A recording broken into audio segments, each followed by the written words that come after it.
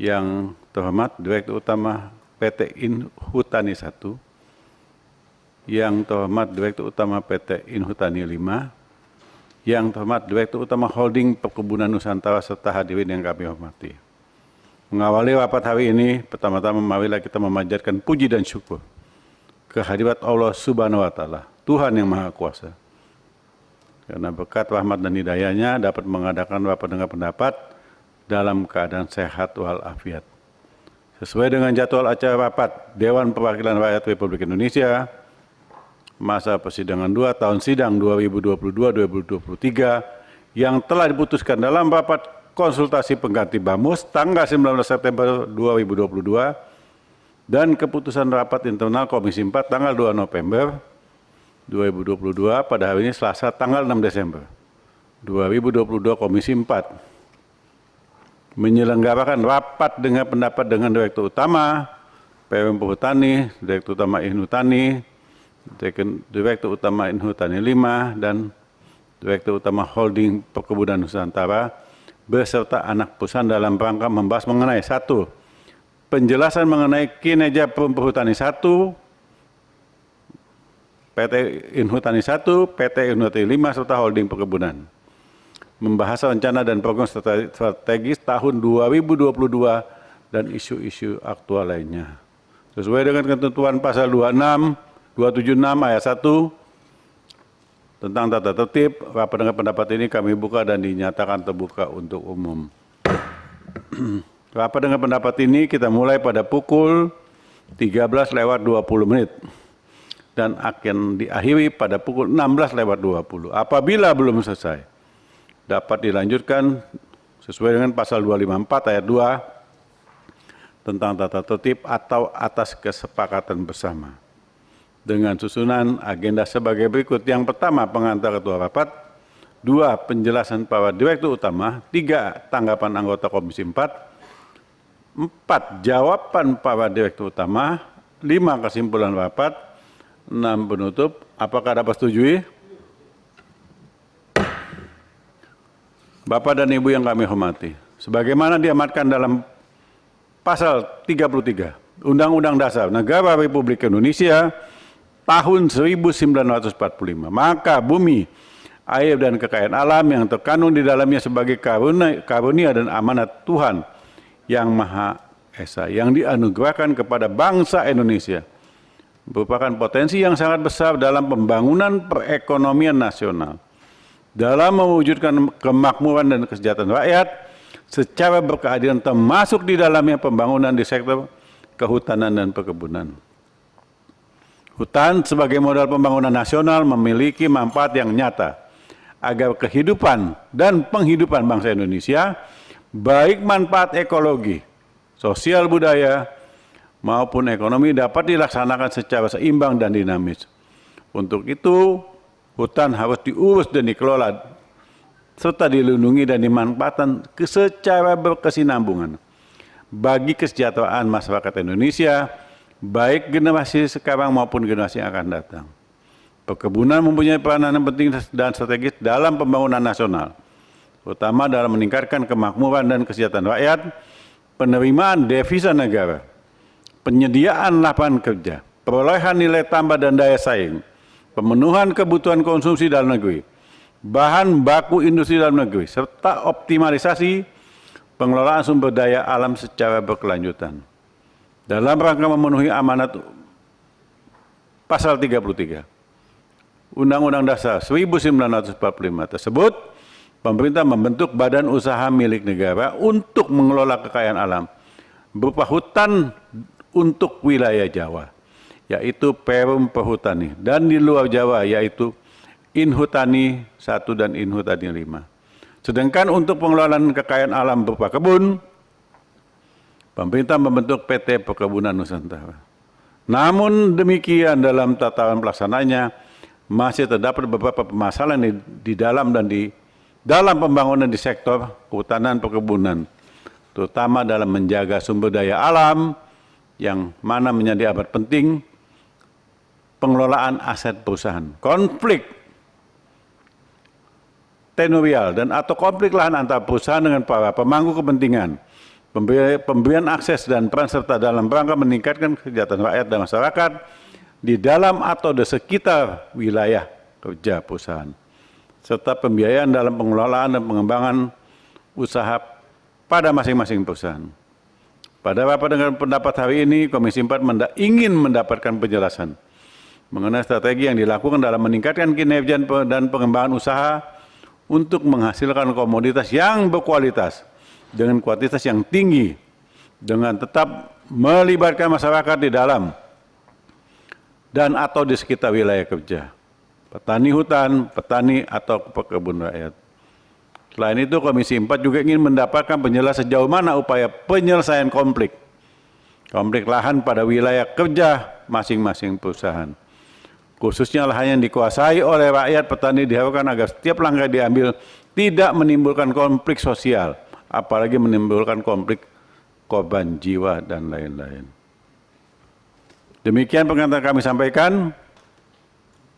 Selanjutnya kami persilakan kepada para direktur utama untuk menyampaikan penjelasan secara rinci dan terukur terkait hal-hal tersebut di atas. Sebelumnya saya ingatkan,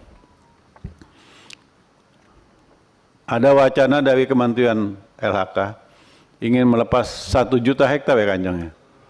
1,2 juta hektar untuk perhutanan sosial. Saya beserta anggota Komisi 4 sementara menolak hal tersebut. Karena perhutanan sosial ini sampai hari ini belum jelas apa kinerja dan apa kerjanya. Sampai di mana permasalahannya. Setelah itu baru kami evaluasi.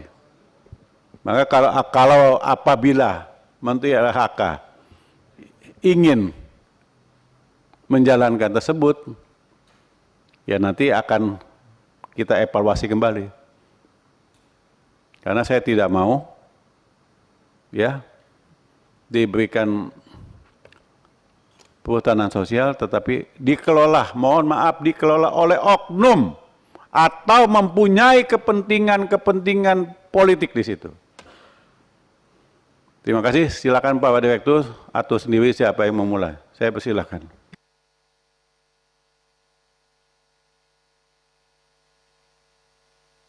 Izin Pak Ketua, kami memulai. Yang kami hormati Pak Ketua Komisi 4 sekaligus pimpinan rapat pada siang hari ini.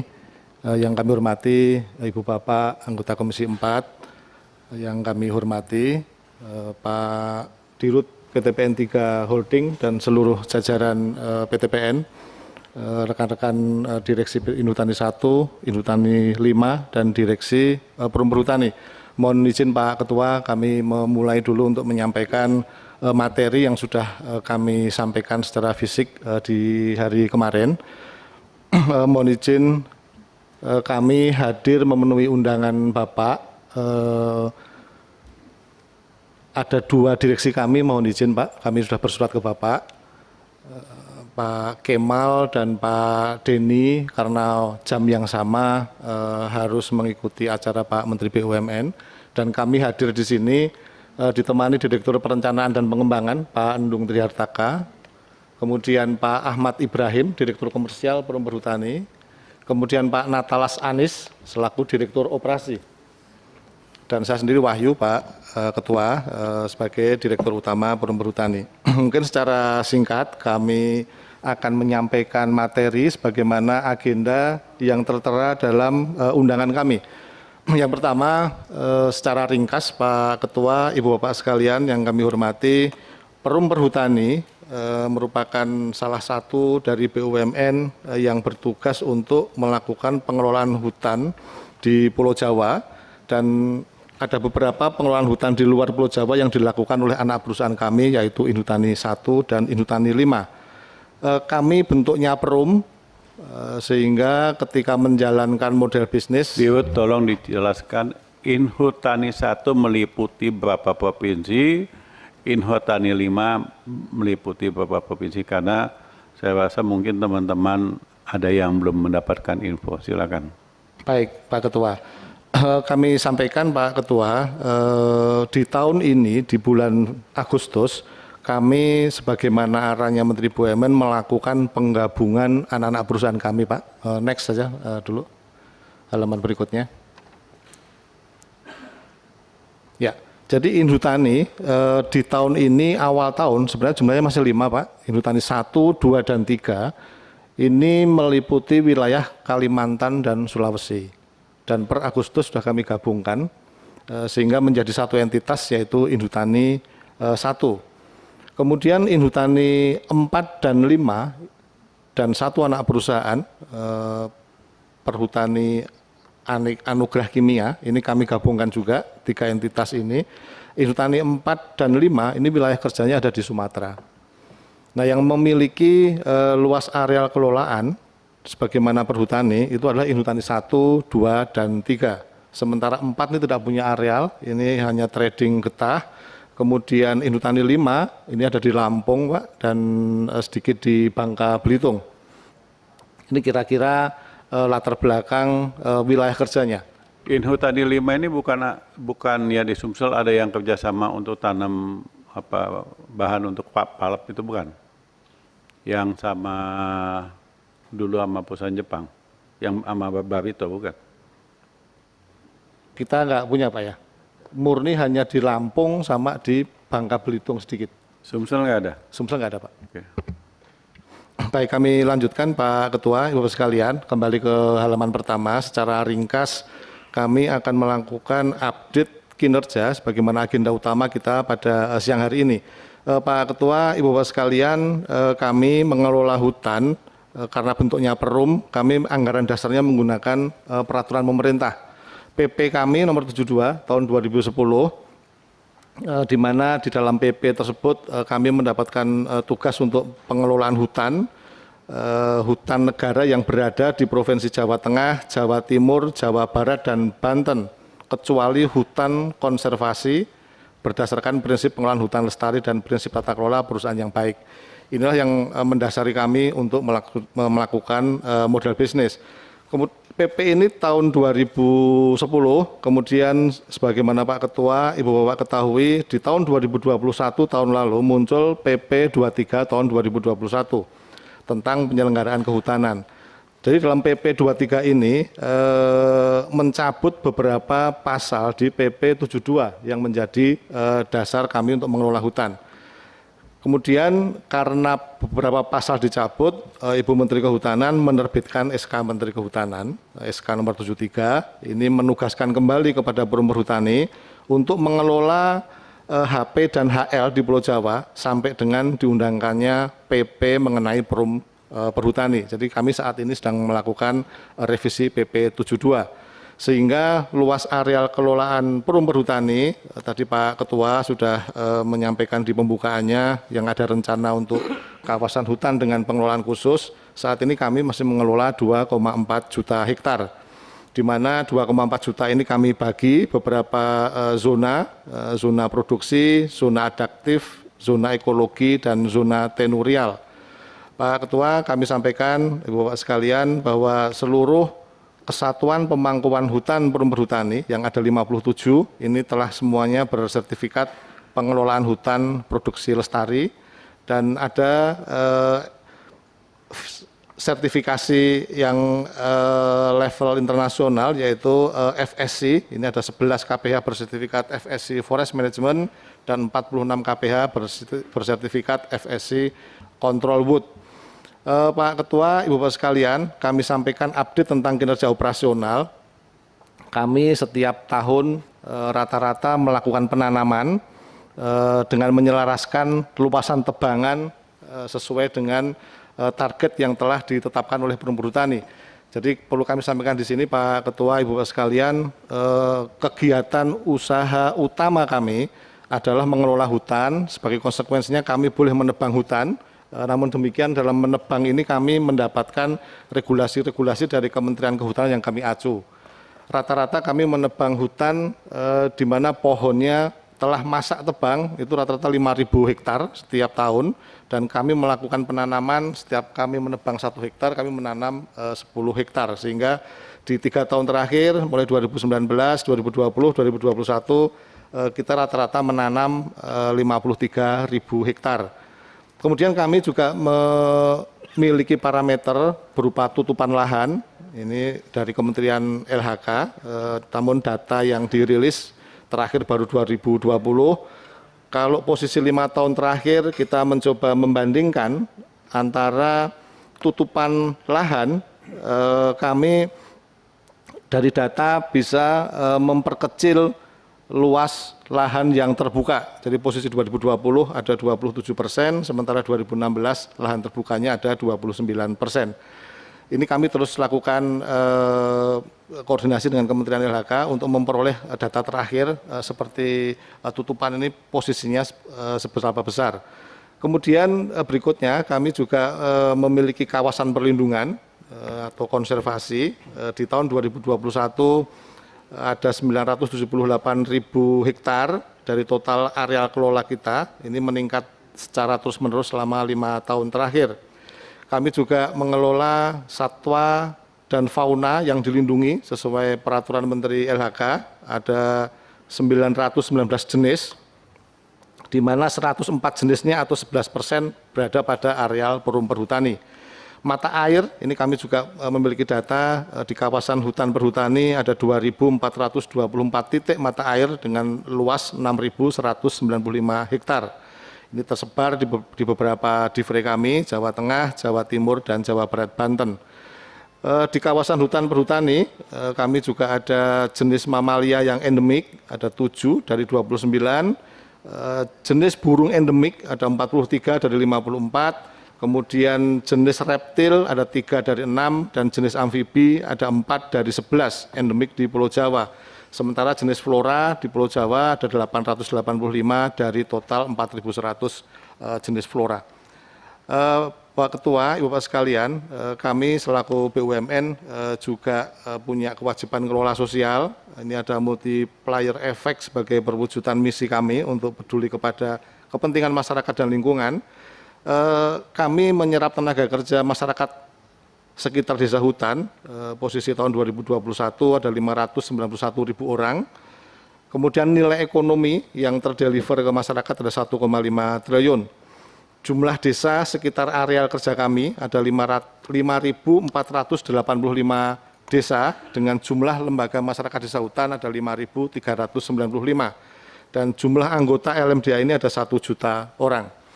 Ini kira-kira untuk kinerja operasional. Kemudian kami juga mencatat tentang kinerja keuangan, Pak Ketua, Ibu Bapak sekalian. Kami sajikan di sini mulai tahun 2010 perkembangan kinerja keuangan perum perhutani. Di tahun 2022 ini kami prognosakan parameter-parameter keuangan terus tumbuh dari arus kas operasi, arus kas investasi, laba bersih, revenue, dan ini semua merupakan parameter yang minimal selalu dikontrol oleh Kementerian BUMN melalui dashboardnya Power BI. Kami terus diupdate dan setiap bulannya kami dilakukan evaluasi.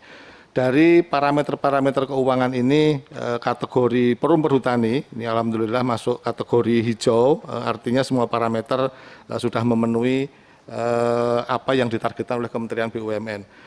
Pak Ketua, Ibu Bapak sekalian, kami sampaikan juga bahwa perhutani saat ini diaudit oleh kantor akuntan publik yang 5 besar, ini EY, ini sama dengan PTPN juga, dan sejak 2016 kami sudah diaudit oleh kantor akuntan publik yang reputasinya cukup bagus, yaitu PwC sejak 2016 dan 2 tahun terakhir ini kami diaudit oleh EY. Kemudian lanjut.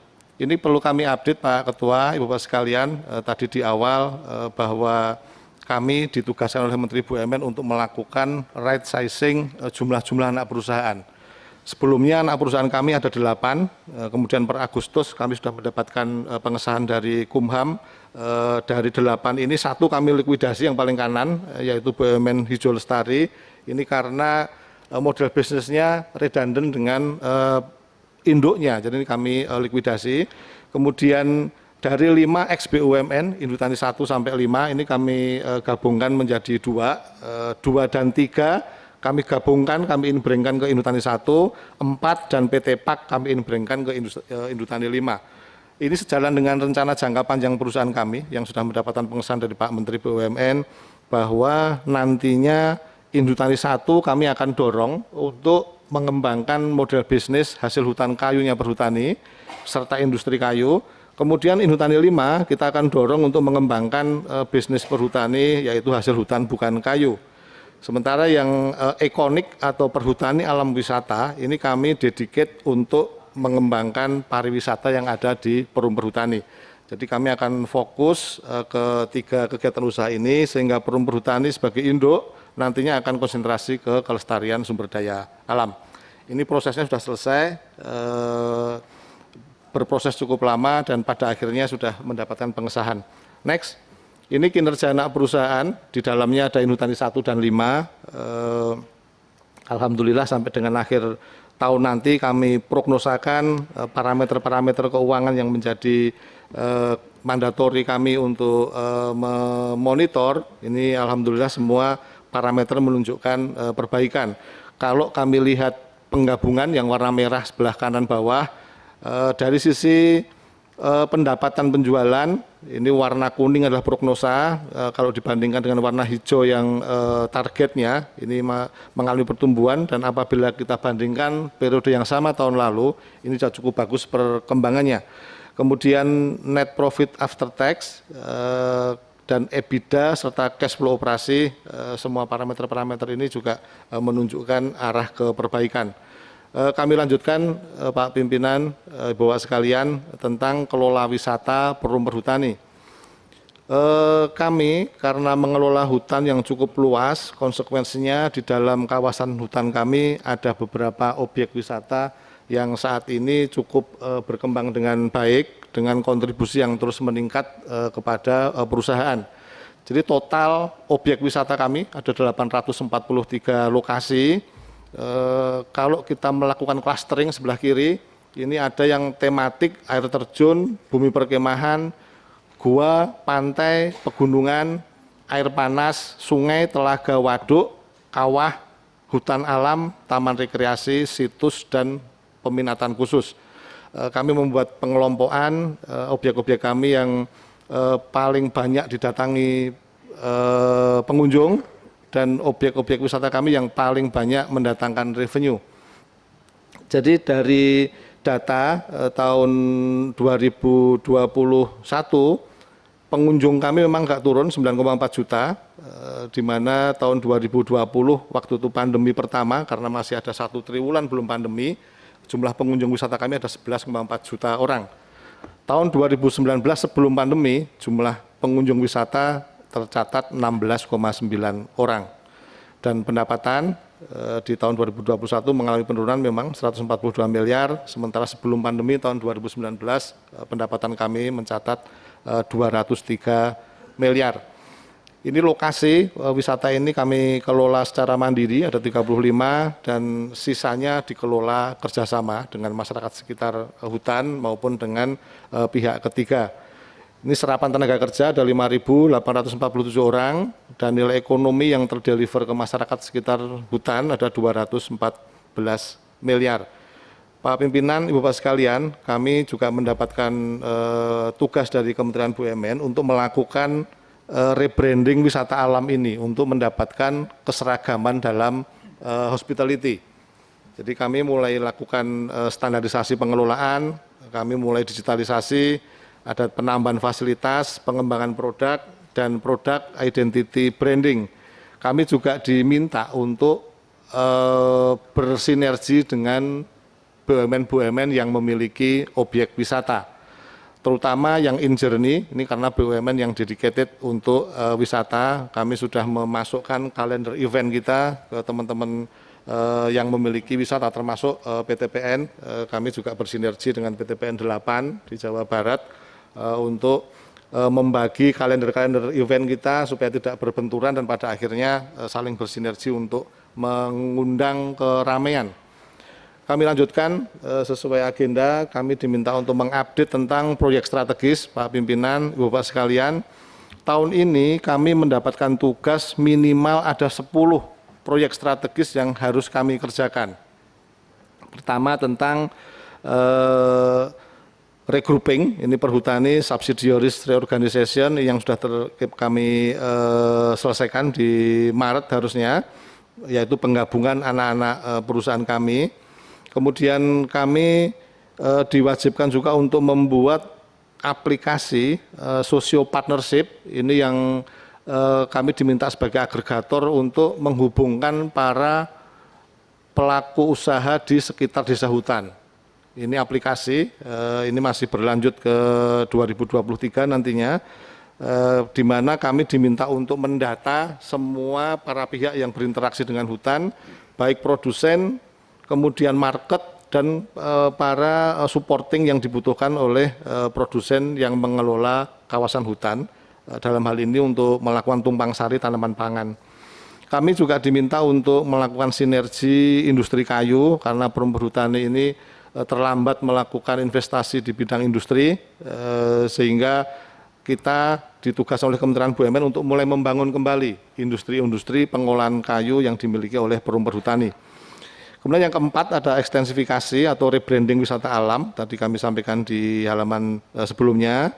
Dan yang kelima, kami punya mandatori untuk membangun pabrik biomasa. Ini yang sedang berjalan, mungkin carry over ke tahun depan. Ada dua model, yang pertama kami diminta untuk mensuplai kebutuhan pembangkitnya PLN berupa sodas, kami bangun di dua tempat, Rembang dan Pelabuhan Ratu, dan satu pabrik untuk membuat wood pellet, ini kami bangun di Semarang atau Berumbung. Kemudian yang keenam, ini implementasi digitalisasi. Saudara Diwat, saya tanya, ya, kalau biomasa dijadikan energi listrik, kira-kira possible nggak harga jualnya?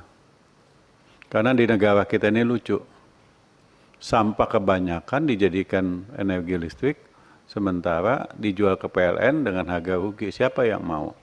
Hingga bencana sampah ini kan menjadi bencana nasional. Kita tinggal tunggu waktu saja. Tidak seperti waktu kami pernah studi banding di Prancis, itu jelas pemerintah mensubsidi harga pembelian listrik dari sampah. Nah, sekarang aja yang hidro aja kan nggak ada yang jalan.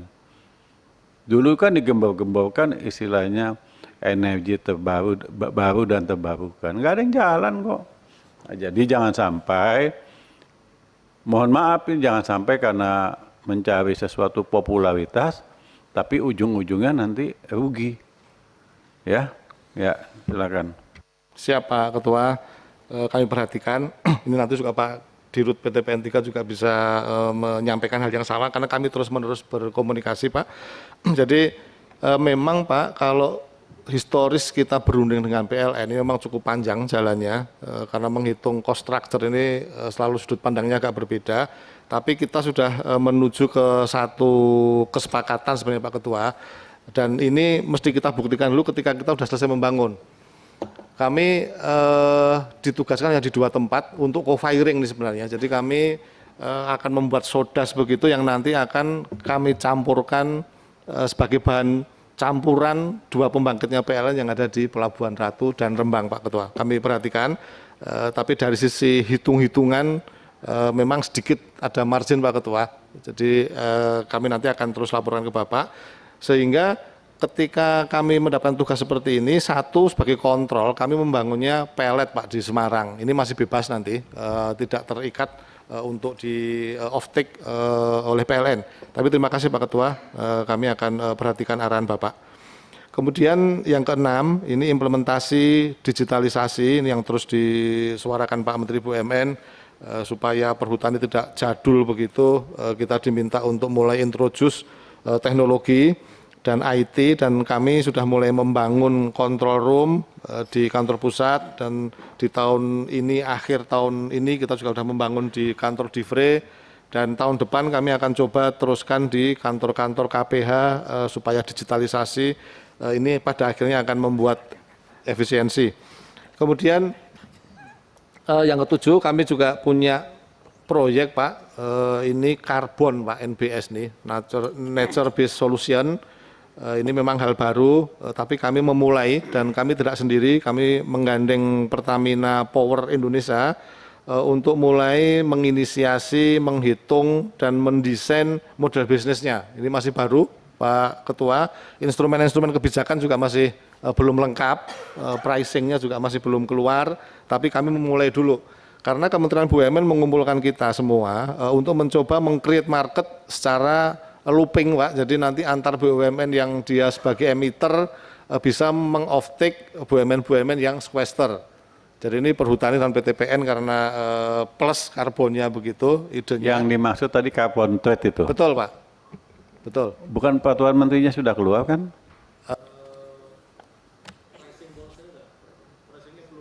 Belum. Itu kalau nggak salah konsesinya berapa tahun? Ada beberapa pemodelan, Pak. Ini memang hal baru. Ini kan harus hutan alam, Pak. Jadi memang bukan di perhutani, tapi di tempatnya Pak Oman. Iya, nanti, saya Pak. paham. Jadi yang saya tahu itu kan kalau nggak salah awalnya setelah PP terbit kemudian ada peraturan menteri, ya dah, yang cuma 1 tahun. Awalnya 1 tahun. Saya bilang sama itu yang di sebelah itu, yang tukang rusak hutan itu di sebelah, ya. Anda konsesi tebang hutan aja, HPH aja 45 tahun. Sementara Anda kasih ini 1 tahun. Pergantian rezim atau pergantian menteri berubah lagi nanti aturannya. Saya waktu itu di sini saya tegaskan minimal harus 20 tahun. Jadi ada kepastian hukum untuk pengusaha. Iya kan, kalau 1 tahun nanti perpanjang lagi. Iya kan? Makanya ini tegaskan ini supaya tahu semua. Yang berusak hutan Indonesia itu adanya di sebelah itu kantornya. Dan saya tidak pernah mencabut kata-kata saya ini. Ya, lanjutkan. Baik, Pak Ketua. Ini memang kami karena mandatori dari Kementerian BUMN untuk memulai, Pak Ketua, ini rasanya nanti kami akan catat arahan Bapak untuk coba kami komunikasikan dengan Kementerian LHK.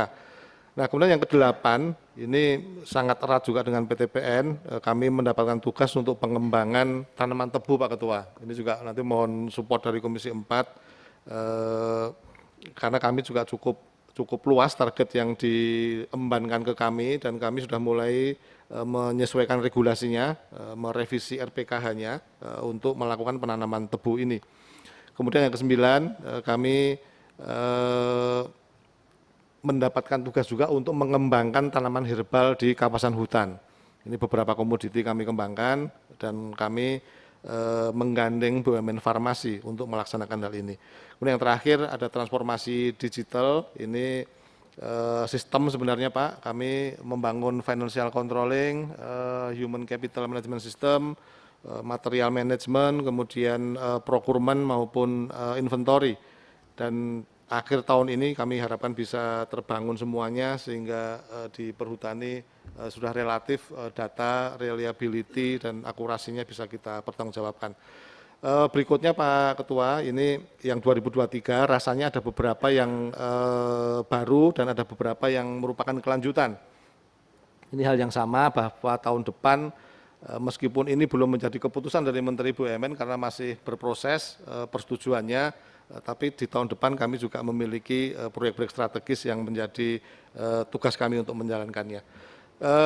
Berikutnya, yang ke slide berikutnya tentang pengelolaan hutan Jawa, ini tadi Pak Ketua untuk kami sampaikan tentang adanya perubahan kebijakan, beberapa peraturan menterinya sudah keluar, kami masih menunggu karena petanya juga belum kami dapatkan terkait dengan pengelolaan hutan di Jawa oleh kami.